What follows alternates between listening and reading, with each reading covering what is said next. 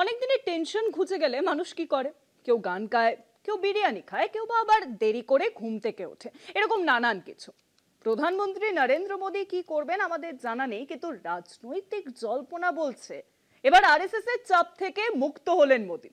অনেকদিন ধরেই মানসিক চাপে ছিলেন প্রধানমন্ত্রী, কেননা বয়স নিয়ে মোহন ভাগবতের মন্তব্যে এরকম কানাকানি শুরু হয়েছিল যে এবার অবসর নিয়ে আডবাণী যোশীদের রাস্তায় হাঁটতে হবে মোদীকে। কিন্তু না, সম্ভবত মোদীজির পাড়া কাটতে চলেছে। আরএসএস জানিয়েছে ৭৫ পূর্ণ হলেও মোদীকে অবসরের জন্য কোনো চাপ দেওয়া একেবারেই হবে না। এতদিনে বোধহয় চাপমুক্ত হলেন মোদী। মোদীকে ঘিরে কথা হচ্ছিল যে ৭৫ বছরে সক্রিয় রাজনীতি থেকে অবসর নেওয়া জরুরি। ঠিক যেভাবে অতীতে লালকৃষ্ণ আদবানি বা মুরলী মনোহর যোশীরা ৭৫ পার হতেই অবসরে গিয়েছিলেন, সেই পথই নাকি ধরার কথা ছিল নরেন্দ্র দামোদর দাস মোদী। ৭৫ वर्ष का आपने किया, लेकिन मैं इसका अर्थ जानता हूँ।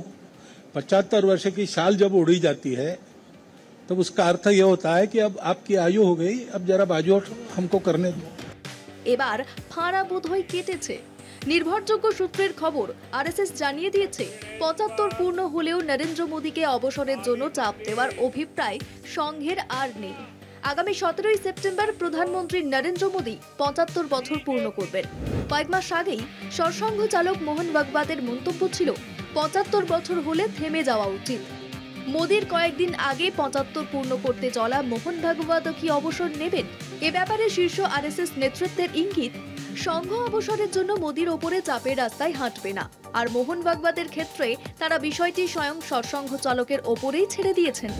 সুতরাং ৭৫ পূর্ণ করলেই যে মোদী বা ভাগবতকে বানপ্রস্থে যেতে হবে এমনটা নয়।